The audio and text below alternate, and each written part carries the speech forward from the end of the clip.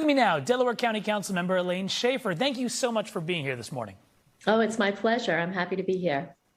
All right, so debate over what to do with the property went on for years. Developers were anxious to get their hands on it. However, residents, environmentalists pushed back, hoping to keep it as an open space. Well, the county ended up taking the property through eminent domain for about $21 million. So tell me, where does that stand now? Is this pretty much a done deal? It's a done deal. The county has title to the property. We're still working on some of the legal wrangling that comes along with eminent domain, but we do have title and we are moving forward with doing some master planning on the property. All right. Well, we refer, of course, to the area as the former Don Guanella property. Is there a new name we should know about?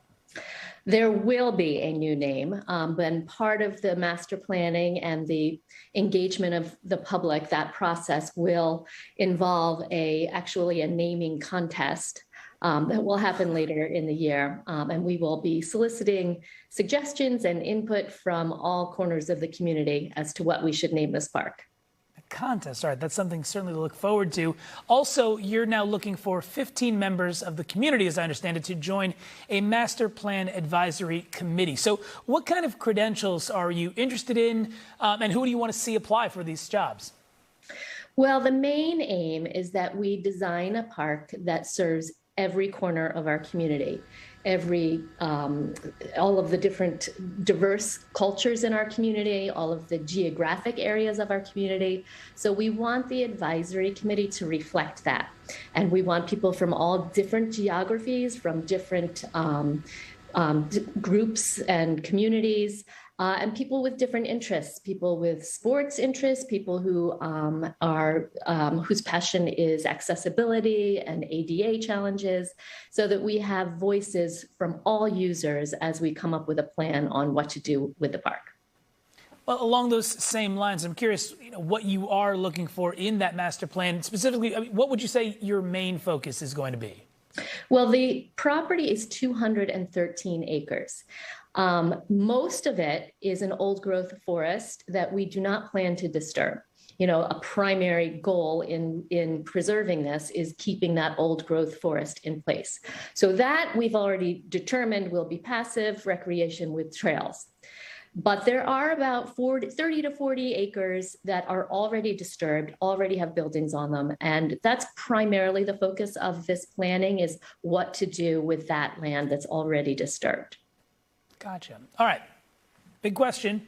Community members who are interested, how do they go about applying? And can you give us some insight on the deadlines? The deadline is July 22nd. And it's very easy to apply. You get on the main page of the Delaware County webpage, and that is delcopa.gov. And listed on that page is a link to some information about this master planning process. And there's an online application, pretty easy to fill out. You just fill it out, and then there will be a committee of stakeholders who will be going through all the applications and trying to put together a really diverse and talented group. And then, Councilmember, can I ask, what happens after a master plan is formed? Who gives the final approval, and what involvement will residents have? Well, first I want to add that even residents who are not on the advisory committee will have plenty of opportunity to give input. There are going to be public meetings, there are going to be surveys, there are going to be pop-up events, there are going to be lots of opportunity to give your input, even if you're not serving on this community. And what was your question? The other question was, what happens after the master plans are formed? Oh, then it gets approved by council, and then we have an implementation schedule. So probably we will not be able to do everything suggested at once. So we'll prioritize what to do first, and we'll put it in our capital budget and move forward with implementing what is recommended.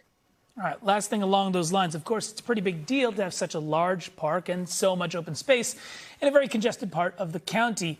Where's the money going to come from to make this all a reality? And is there a chance that some of the area could be developed commercially if funds run out? I don't want to speculate on what our master planning process is going to come up with. Of course, we're always trying to guard our taxpayer dollars. So there will definitely be all kinds of consideration of how to pay for this, including where we can get grant money, including are there uses that could help sustain financially the park. That will all be on the table. We'll be looking at all of the different options. Delaware County Councilmember Elaine Schaefer, thank you so much for spending part of your morning with us. See you soon. Thanks so much. Bye-bye.